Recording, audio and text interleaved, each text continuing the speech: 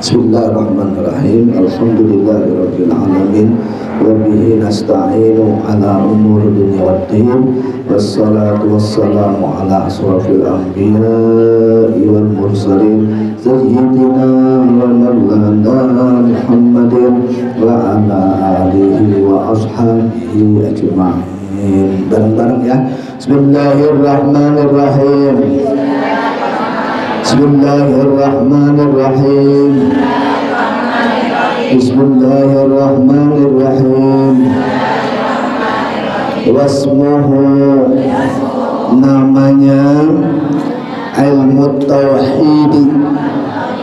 Ilmu tauhid, ilmu tauhid wa ilmu kalami, dan ilmu kalam, wa ilmul aqaidi, wa ilmul aqaidi, ilmu aqidah, wa ilmu usuluddin, dan ilmu usuluddin, wal fiqhul akbar, dan ilmu fikih akbar. Wasmuhu, dan nama-nama ilmu ini ilmu tauhid. Ada yang menyebut ilmu tauhid wa ilmu kalami, ilmu kalam, wa ilmu aqaidi, ilmu akidah, wa ilmu usuluddin, ilmu usuluddin, wal fiqhul akbaru, dan ilmu fikih akbar. Alhamdulillah rabbil alamin. Saya rada senyum-senyum sedikit dipanggilnya Kiai Fahrudin yang ngomong saya. Salah manggilnya ya. Ya namanya juga ban serep, ban cadang. Tapi biar enggak bawa kitab, tadi kita udah baca tuh ya. Kita udah baca lanjutan dari yang kita pelajari. Mengapa ini ilmu ini penting? Sebelum kita baca ini kitab, tadi disebutkan ilmu ini adalah ilmu yang disebut usuluddin. Usul itu asal katanya asal itu dasar. Kalau kita paling gampang nyebutnya pondasi. Apa? Pondasi. Kalau ngejar rumah yang pertama dikejar pondasi dulu. Ada nggak orang ngejar rumah atapnya dulu? Jadi repot juga nempelinnya di mana ya? Iya, dipikirin aja bagaimana nih biar supaya cepet atap dulu. Bisa nggak? Nggak bisa. Ya, yang di mana-mana juga yang perlu dikejar sebelum ngejar rumah adalah pondasi. Wah, pokoknya gua Islam syahadat, ntar juga masuk surga. Ada nggak yang ngomong begitu kira-kira? Hah? Ada nggak yang punya pokoknya Islam baik, gua Islam aja, ntar juga masuk surga? Ada nggak yang ngomong begitu? Hah? Ada kali ya. Itu barusan saya ngomong begitu. Ada berarti ya. Ya kalau nggak ada barusan saya ngomong berarti. Kalau begitu ya berarti pondasinya orang kuat. Kenapa? Lah bagaimana mulanya orang bisa masuk surga kalau kagak ada upaya, kagak ada ikhtiar, ya. Di mana-mana juga orang mah harus ada ikhtiar, ada upaya. Ya, begitu aja gue mah jadi gue nggak pakai sholat, nggak pakai sembahyang, nggak pakai ibadah, ntar juga masuk surga kalau udah Islam, ya. Itu berarti pondasinya orang kuat. Orang juga di mana-mana yang penting pondasinya dulu, ya, pondasinya. Entar aja, ya. Kalau seandainya nggak sampai yang dimaksud, yaitu udah pasti salah karena dia tidak paham. Ya, yang mana-mana pertama adalah pondasi dulu, baru dilengkapin dengan atap, dengan tembok dan lain-lain. Sholat, ibadah, puasa dan lain-lain itu bagian berikutnya daripada pondasi, yakni keyakinan ilmu tauhid kepada Allah Subhanahu wa ta'ala. Di mana-mana juga ininya yang harus kencang, harus kuat. Kalau ininya kuat, Bu, mau dibangun 2 tingkat, mau dibangun 3 tingkat, mau dibangun 5 tingkat, pondasinya kuat, ya. Kira-kira bangunannya bakalan kuat enggak? Kuat. Tapi kalau yang pokoknya ini lemah, pondasinya rapuh, ya jangan sampai 2 tingkat, 1 aja juga kadang-kadang ambruk, bener nggak? Nah, ada berita yang ambruk temboknya karena pondasinya enggak kencang. Ada orang bakalan ambruk daripada hidupnya karena pondasinya enggak kuat, keyakinannya enggak kuat. Tadi itu begitu berkata, sehingga dia bilang dia udah Islam, nggak pakai sholat, nggak pakai ibadah, nggak pakai jalanin perintah, berarti ini pondasinya orang kuat, keyakinannya orang kuat. Itu disebut dengan ilmu usuluddin. Nah, kita udah di tengah-tengah aja bahas nih, ya. Maksudnya begini, Bu, kita biar runtut nih. Yang pertama sekali diajarin dibaca Bismillahirrahmanirrahim. Dijelasin dulu tuh, Bismillah artinya ini, maksudnya ini, faedahnya ini, ya. Bismillah. Masih ingat gak sekarang tuh ya? Ah, ingat gak? Masih ingat gak sekarang yang dulu kita ngaji? Ingat gak? Udah lupa ya? Wah, kok ini beda kita nih. Sama yang giliran ini lupanya gampang banget, sama giliran waktu diomongin orang lupanya lama. Bener apa enggak? Kalau diomongin orang mah inget terus sampai kapanpun. Gua kagak redo sama dia itu. Apa? Dia ngomongin gua katanya. Padahal dulunya dia di sini yang nyariin kontrakan gua katanya. Sampai dia mau dagang, gua unjukin lo nyewanya di sono. Sekarang rumahnya udah tingkat, mobilnya 3, dia lupa. Sampai berani-berani ngomongin gua, membuat apa namanya rendah gua.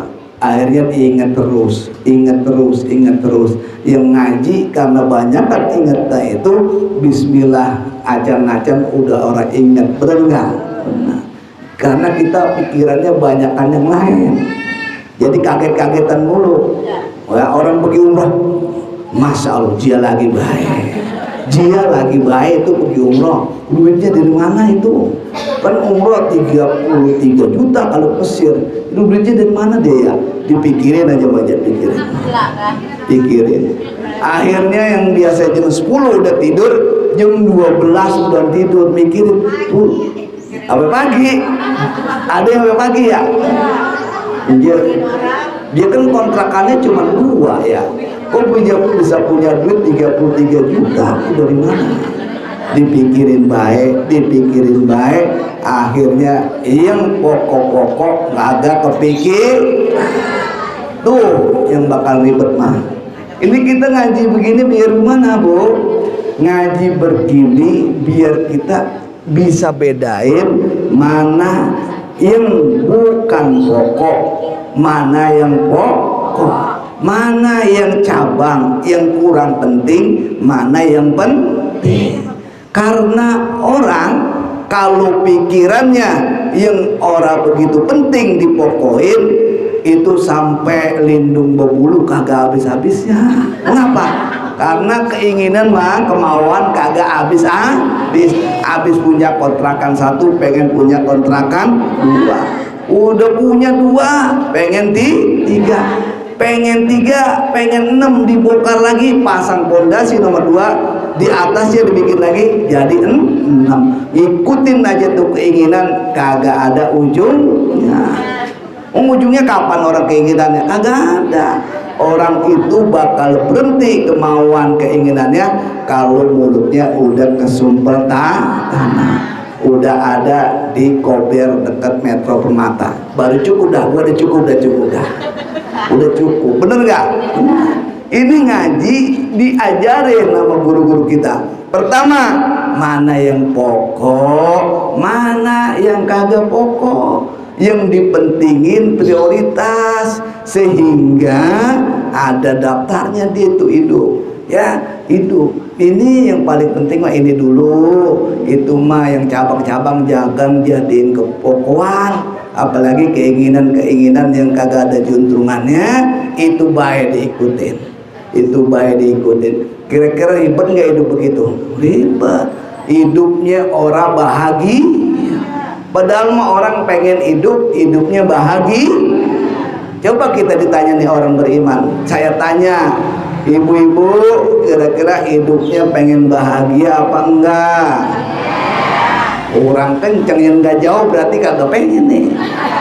Ulangi, pengen bahagia apa enggak? Pengen. Siapa baik yang ada iman dalam hatinya pasti pengen hidupnya bahagia, dunia akhir pengen bahagia. Ini kalau pengenan begini ada, berarti orang beriman nih, satu ya, beriman. Karena orang yang nggak beriman ya itu nggak percaya sama akhirat. Dia mah kalau hidupnya habis ini udah begitu aja habis, nggak ada akhirat, nggak ada mizan, nggak ada timbangan. Kalau ada percaya akhirat berarti orang beriman. Ya, pengen kita ini ya jadi orang yang bahagia hidupnya, amin ya robbal. Cuman kadang-kadang kepengenan doang tidak sebanding dengan upayanya. Benar apa enggak? Ya, membahagia berat apa kagak? Berat. Biar bahagia berat. Ya, harus ada caranya. Caranya siapa yang ngasih tahu? Ya guru-guru kita. Di antaranya apa? Ini kita nih jalanin sekarang. Tujuannya adalah biar bahagia. Syaratnya apa sih? Satu, kata guru kita, biar kita bahagia enak hidup. Jadi satu katanya.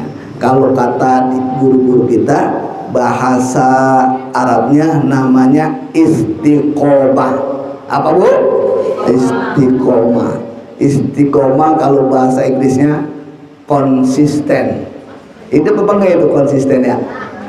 Hidup apa orang kira-kira? Kalau bahasa Indonesianya konsisten, istiqomah apa artinya ya?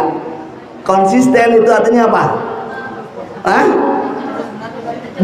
Berpegang teguh. Jejak kalau bahasa Jawa ajek. Ajek ya ajek. Artinya berpegang teguh, berpendirian kuat, istiqomah, tetap aja tetap dah begitu. Itu bahasa Indonesia. Ya kalau bahasa Arabnya tadi apa? Istiqomah. Ada nggak yang jadiin nama itu istiqomah? Ada. Minimal nama masjid tuh saya baca di papan Al-Istiqomah. Pernah dengar masjid musola? Nah, itu syaratnya. Maksudnya apa? Maksudnya mah kita disuruh jejak, disuruh ajak, disuruh sungguh-sungguh. Jangan apa musiman yang mau dituju itu. Ya, istiqomah. Kalau ini mah jangankan kehidupan akhirat, dunia juga kehidupan sekarang nih. Kalau ada ini siapa aja itu bakalan bahagia berhasil. Contoh orang di Cipadu dagang bahan, namanya dia bikin masjid, namanya sekarang Baitul Muta'ali. Orang sendiri bikin masjid gede, Baitul Muta'ali namanya Haji Mu'ali. Siapa? Pernah dengar nggak ya? Oh di Cipadu. Pernah ke sana bu, Cipadu. Yang toko bahan, ya, itu Cipadu. Itu dia SD aja orang lulus sekolahnya. Tapi dari dulu usahanya kecil, dagangnya dagang bahan baik, kagak berubah-ubah. Ya, dagangnya bahan doang. Ya, kalau orang kita mah di sini kan lagi musim kambing, pengen dagang kambing. Udah lewat katanya Idul Adha. Ya, sekarang di tetangganya ada yang bikin somai banyak, pengen jualan somai. Habis itu, wah somai lagi kosong, lagi susah, nggak laku. Dagang nih musim rambutan, dagang rambutan. Begitu puter terus, kagak ada istiqomahnya yang didagangin, ya kagak berhasil itu mah. Makanya syarat tadi dikatakan adalah istiqomah. Jangan ganti-ganti, jangan sampai ngaji baru ngaji 2 minggu udah berhenti, ngaji lagi nanti.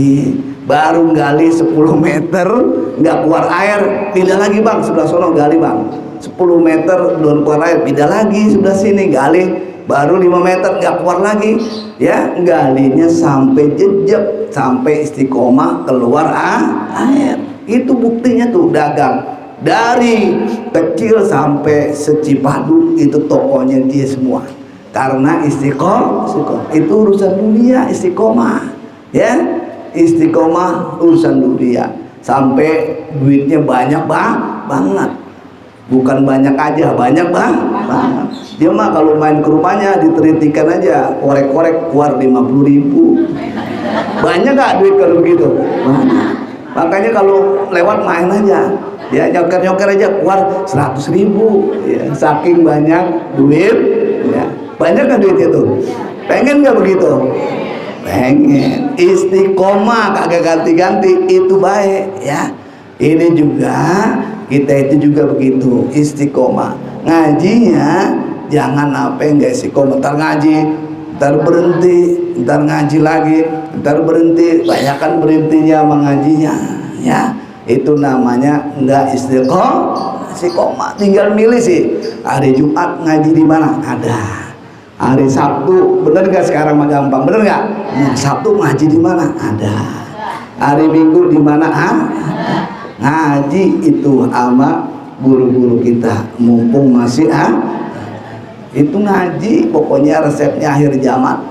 Siapa aja yang jabatannya tinggi banget, yang kaya banget, kalau kagak ngaji, habis semuanya, kelibet sama yang dia punya itu, karena dia nggak ngerti bagaimana cara memanfaatin jabatan yang tinggi. Jabatan tinggi itu bukan buat didiemin dewek baik, buat pribadi, biar ada manfaat bagi masyarakat. Maksudnya mah begitu. Ya, maksudnya begitu. Ribet aja dah kalau kagak ngaji mah. Ya, kagak ngaji. Timbulnya yang pernah saya omongin minggu lalu, kalau gak ngaji itu nggak ada rasa takut, udah kurang rasa takut, akhirnya kagak ada rasa takut sekali, timbulnya sombong.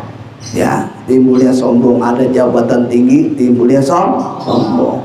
Dia bilang tuh minggu lalu, pokoknya di sini mau ngapain aja, bagaimana gua RT, RW, lurah mah siapa baik, tapi yang nentuin semuanya gua. Yang lain-lain semuanya ada di bawah telapak kaki gua, katanya. Kita pikir aja telapak kakinya gede banget ya, selurahan bisa dibawa, berarti telapak kakinya gede apa enggak tuh? Nah itu timbulnya kan yang begitu jadi sombong mah udah begitu ya ribet dah, udah jauh dari rasa bahagia, jauh dari rasa senang gitu.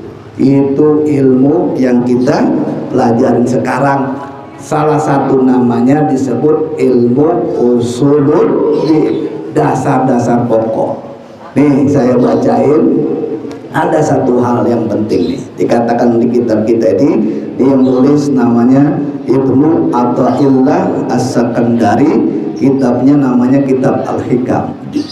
Ya, Tuan Syekh ini ngomong, man lam yuqbil 'ala Allah bi muladafatil ihsan qida ilaihi bisalasilil imtihan. Apal apa enggak itu ya? Apal ya. Saya bacain bahasa Indonesianya ya.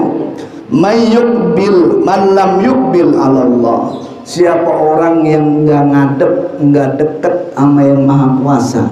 Bimulatofatil ihsan, setelah kehalusan, setelah kebaikan nikmat yang maha kuasa diberikan sama dia, kida ilaihi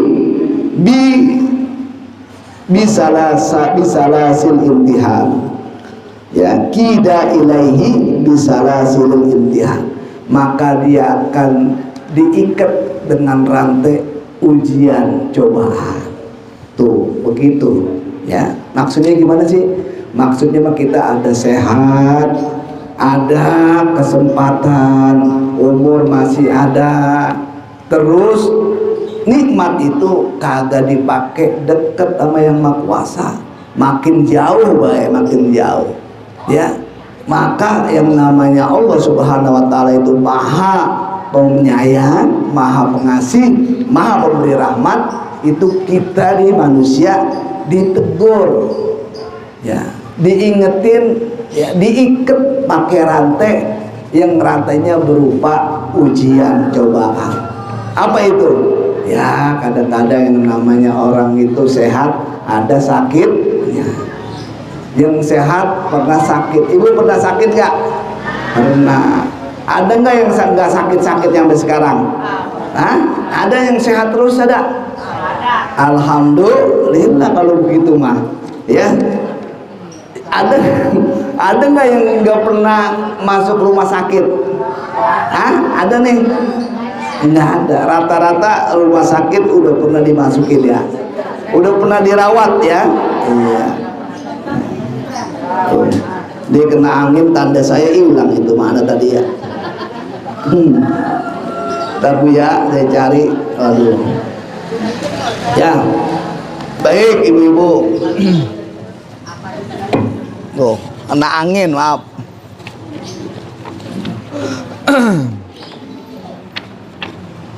Ya.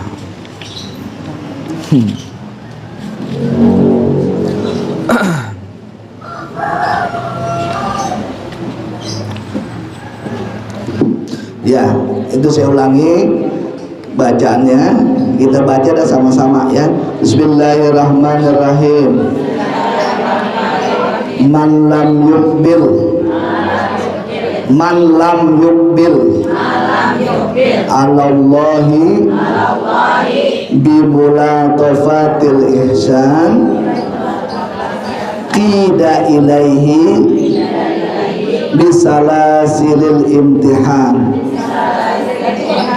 Ya, itu Bu, yang sakit apa yang sehat dicoba tuh, karena jauh sama yang maha kuasa, udah nggak inget, nggak pakai sholat, nggak pakai puasa, di jalanan mulu, maka diikat sama Allah pakai rantai cobaan, sakit. Tujuannya biar inget lagi, sakit biar inget lagi, dekat lagi sama Allah Subhanahu wa Ta'ala. Sakit. Kalau yang kerja gimana? Ya kerja kan biar gimana, jabatannya tinggi banget, juga ada pensiunnya, benar nggak? Dicoba pakai pensiun. Tujuannya apa? Biar dekat sama Allah Subhanahu wa Ta'ala, biar ngerti itu bagian daripada rahmat yang maha kuasa Allah Subhanahu wa Ta'ala.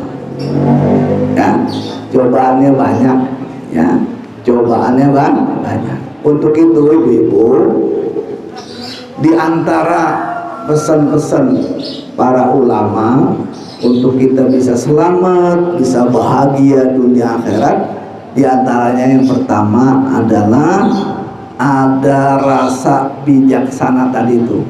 Bijaksana artinya tentukan mana yang penting, mana yang nggak begitu penting. Yang berupa keinginan jangan jadikan pegangan. Kalau dijadiin pegangan kagak ada habisnya, namanya kemauan, keinginan. Lalu ditanya, itu bagaimana biar makan enak? Ditanya, makanan yang paling enak apa sih sekarang? Kira-kira makan kita yang enak apa Bu? Lalu menurut pandangan bayangan kita. Makan nih tar Johor yang paling enak lauknya apa kira-kira? Jengkol.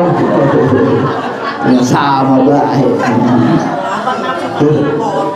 Ya. Iya, maksudnya kata para ulama, guru-guru ngajarin lauk yang paling enak adalah rasa lapar. Kalau udah ada rasa lapar, makanan yang ada di situ aja berasa enak. Itu rumusnya. Jadi bukan lauk mahal, bukan lauk banyak, bukan lauk daging, tapi harus ada dalam diri rasa lapar. Itu lauk yang paling enak. Kalau lapar mah nasi goreng pakai terasi juga enak. Siang-siang nih pulang lapar, ya ada di situ dimakan rasanya enak, tapi belum lapar mah nggak enak. Jadi rumusnya jangan sampai ribet nyari makanan yang kudu banyak, tapi yang bikin makan enak itu adalah rasa lapar. Kalau udah lapar rasanya enak. Kira-kira kalau begitu mahal apa enggak? Enggak begitu mahal lah begitu. Itu kan diajarin semuanya dari rumus-rumusnya. Yang kedua, jangan sampai enggak kita diingetin daripada prioritas-prioritas itu dikatakan dalam ayat yang lain, wabtaghi fima ataqallahu daral akhirah.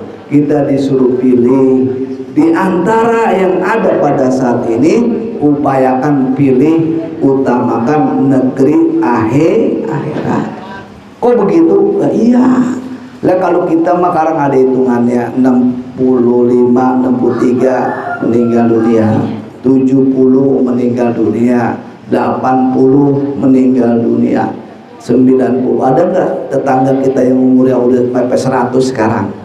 Nggak ada, jarang ya. Kalau ada juga ya jarang. Itu kalau ada hitungannya 160, 70, itu kira-kira bisa dihitung apa enggak? Itu angkanya bisa dihitung apa enggak? Bisa. Ya 70 kan bisa gitu. Tapi saya tanya nih, ada nggak yang bisa ngitung orang bakalan hidup di akhirat berapa tahun? Ada nggak yang bisa ngitung? Nggak ada. Justru karena nggak hitung itu, kita disuruh biar supaya ada rasa senang bahagia, kita harus utamakan kehidupan akhirat. Utamakan kehidupan akhirat. Karena yang ada hitungannya itu adalah sifatnya singkat, 70, 60, 80, ya. Bima ataqallah darul akhirah, itu yang pertama. Utamakan kehidupan akhirat. Di antara utamakan kehidupan akhirat perlu persiapan pada saat ini. Yang kedua, watbi'is sayyi'ah al hasanah. Kalau kita ada perbuatan yang jelek, ikutin dengan perbuatan yang baik. Habis tadi ngomongin orang atau apa, ntar masih ada waktu sholat duha. Tadi ya agak ngeliat yang bukan, ada sholat sunnah sebelum zuhur, sholat sunnah. Jadi jangan sampai lama-lama, itu tutup dengan perbuatan yang baik. Itu rumusnya. Jadi kalau bisa mah jangan sampai minus, sampai rumus itu kita jalanin. Apa aja yang terasa jelek, buru-buru kita tutupin dengan perbuatan yang baik. Itu ya. Yang paling bagus apa? Yang paling bagus kalau pagi sedekah. Sedekahnya berapa? 1.000 boleh, 2.000 boleh, 5.000 boleh, atau 500.000 boleh apa enggak? Lebih cakep lagi. Habis yang subuh masih pagi, kan ibu udah diajarin tuh sama guru-guru, setiap orang punya celengan dari kong buah. Ingat nih, ada ya hari ini misalkan, besok hari Jumat, apalagi hari Jumat ya, ingat, wah ini hari Jumat ya. Jangan sampai ribet-ribet keluar kemana-mana nyari orang mau sedekah. Jangan. Di situ aja, di kotak yang ajaib itu yang kita punya. Ya kalau mau dikasih nama gua pengen bikin maulid di rumah gua. Dari sekarang ini kotak gua isiin bismillahirrahmanirrahim, isiin 1.000, 2.000, besok 5.000 isiin tuh ya. Nanti pas bulan Maulid tahun depan bongkar itu kotak. Jadi sedekahnya gitu di rumah aja ya. Berarti hari itu udah sedekah tuh, kumpulin 5.000. Wah, dapat kontrakan ada 2 pintu 1,5 juta. Udah dipakai-pakai masih sisa 500.000, masukin lagi di situ. Banyak nggak 500? Ntar anaknya main, yang satu ada kan 5 ya, yang satu ngasih 1 juta ya. Yang satu lagi datang ngasih 1 juta. Ada 5 orang, berapa 5 anak? Habis begitu punya pikir, gua dulu ngapa nggak punya anak 12 ya kali. Enak gak? Enak. Anak udah dapat 5 juta. Dulu ngapa gua nggak punya anak 12 ya? Kalau 12 jadi berapa tuh? 12 juta. Ada itu sisa Bu ya, masukin lagi situ. Sambil niat, ini saya sedekah buat keluarga saya. Biar anak-anak saya nih pada belajar, pada sehat, dimudahin semua. Emplungin dah, pun masukin. Bismillah. Ya. Itu juga niatin buat terbuka, nggak apa-apa. Maksudnya buat sedekah terbuka, nggak apa-apa. Ada orang tiba-tiba datang, assalamualaikum ke rumah kita, kan hubungan tuh ya. Itu aja nggak apa-apa. Wah, ini ada memang buat sedekah, ambil lagi tuh, kasih tuh. Jadi kagak kosong dia pun. Udah waktunya bulan Maulid, bongkar tuh. Itu Masya Allah ada 17 juta. Banyak nggak? Amin ya Rabbal. Maulid itu dibacain maulid, bacain yasin rumahnya, dibacain ratib. Enak nggak rumahnya? Nyaman, tenang. Itu mau rumusnya udah diajarin semua sebenarnya, tinggal kita pakai. Cuman kita ingetin aja dikit-dikit.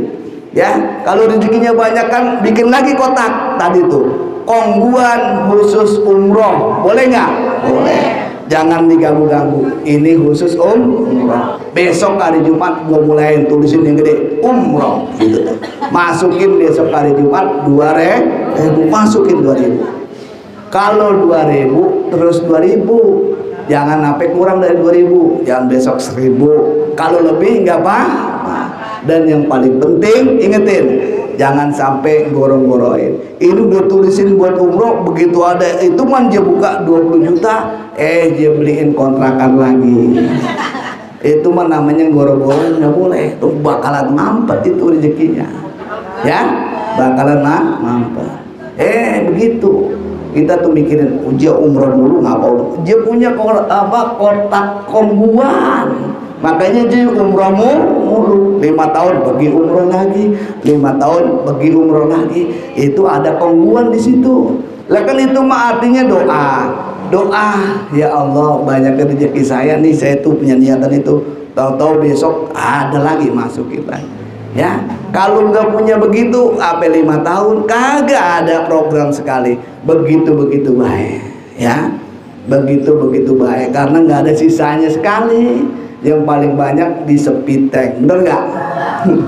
Itu begitu diajarin tuh tadi, sedekah.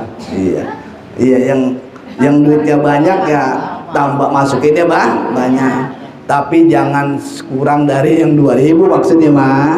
Niatnya mah 2.000 ya 2.000 mah terusin aja ya, 2.000 terusin aja. Apalagi dapat kontrakan yang tahunan. Kontrakan tahunan setahun 200 juta, dikontrak 5 tahun, berapa tuh? Berapa ya? Saya nggak bisa ngitung itu. Ada nggak yang begitu kira-kira? Alhamdulillah. Nah itu mau pisahin, masukin situ gedean dikit, jangan sampai habis semuanya. Bener nggak? Nah, kalau udah habis mau nggak kebagian itu repot. Lewat aja, bener nggak? Tuh jurus yang keberapa itu saya sebutin jurus ya. Ada rasa takwa kepada Allah Subhanahu Wa Taala, jalanin taat. Yang ketiga, jangan sampai ada rasa hasud sama orang. Ini jurus yang paling penting. Hasud, tahu nggak hasud bahasa Arab itu? Kalau kata kita mah apa? Dengki. rasa dengki dalam hati. Ini bahaya banget nih, al-hasad namanya.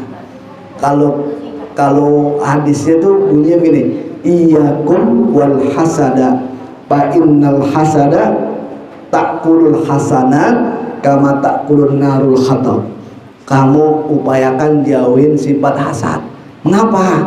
Karena hasad itu memakan kebaikan yang kita punyain, kayak membakarnya api, kayu bakarnya udah kering, merotok kayak merotok habis, tinggal abu dua kebaikan-kebaikan karena ada rasa hasad. Lagian saya tanya, kalau itu disimpan di hati, kira-kira hasad atau dengki itu kira-kira membawa untung apa enggak sama kita? Hah? Kira-kira untung apa enggak? Hasad nih, dengki dalam hati kita, kira-kira untung apa enggak? Apa kira-kira misalkan kalau ada hasad, tahunya kita dapat emas 10 gram, ya. Kira-kira dapat enggak? Yang kita dapat pikirin secara ceteknya mah, kalau hasad dengki kan untungnya kagak ada. Untungnya kagak ada.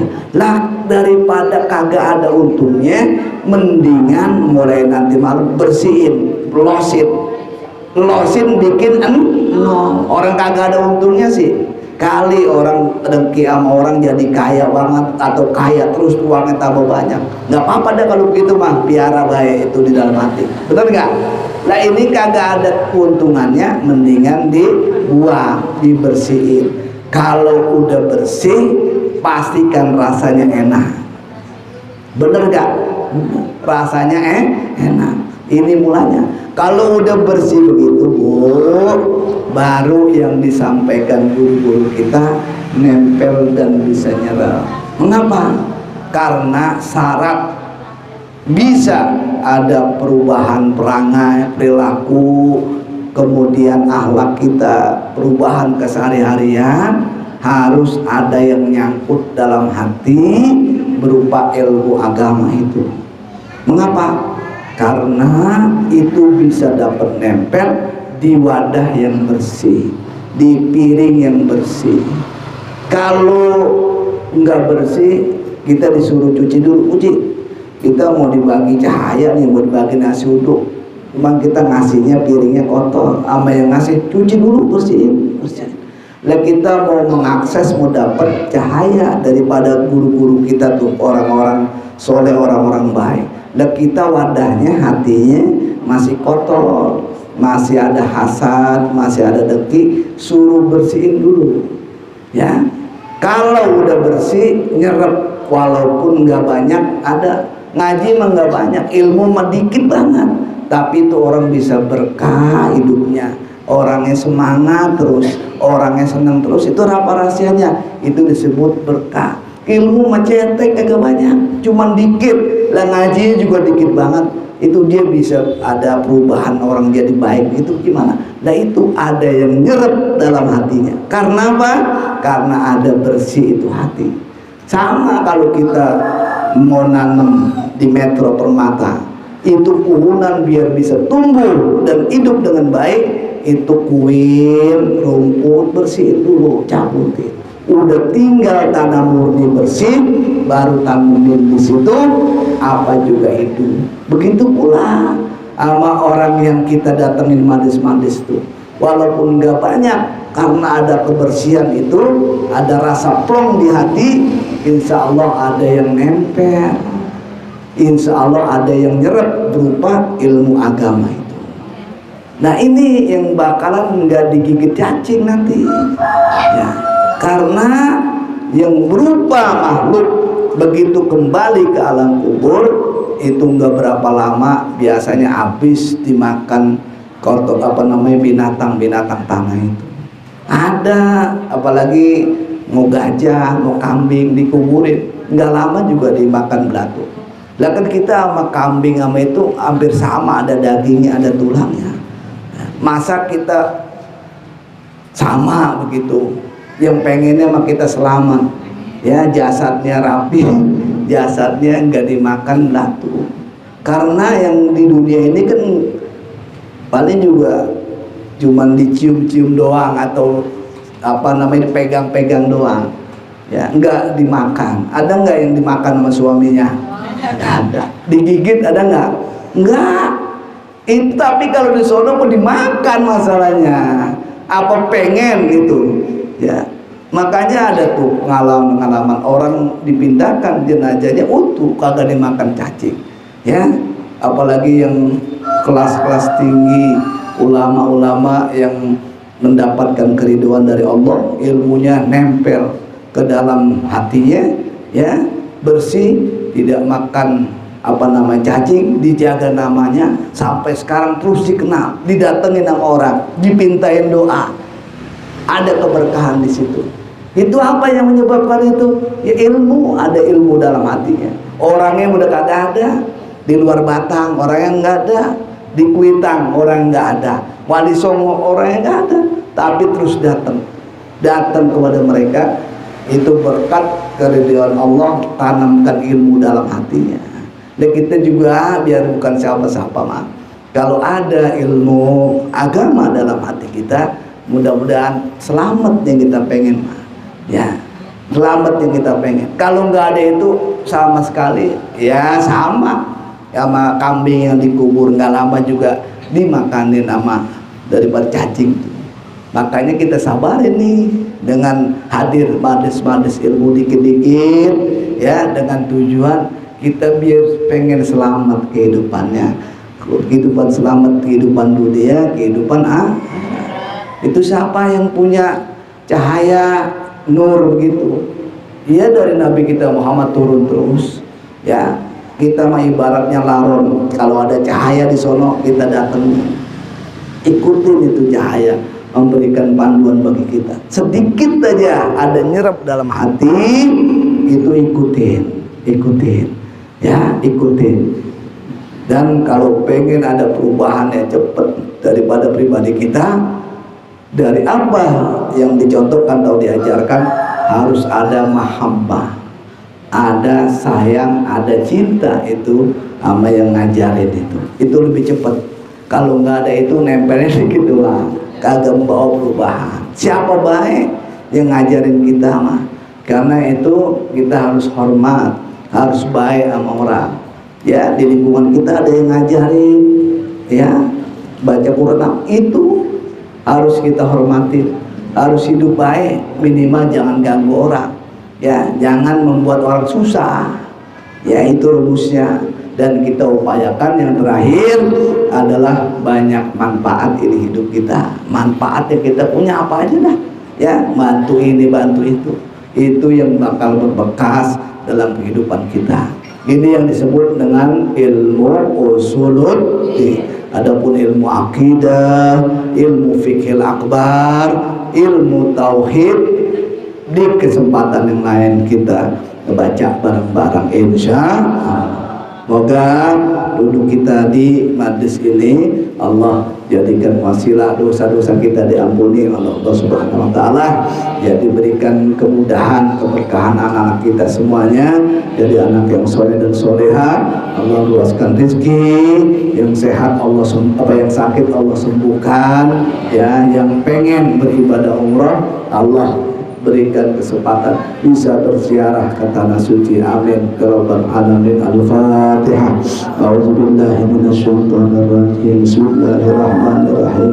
Alhamdulillahi rabbil alamin. Arrahmanir rahim. Maliki yaumiddin. Iyyaka na'budu wa iyyaka nasta'in. Ihdinas siratal mustaqim. Shiratal ladzina an'amta 'alaihim ghairil maghdubi 'alaihim waladdallin. Rabbighfirli wa li walidayya. Amin.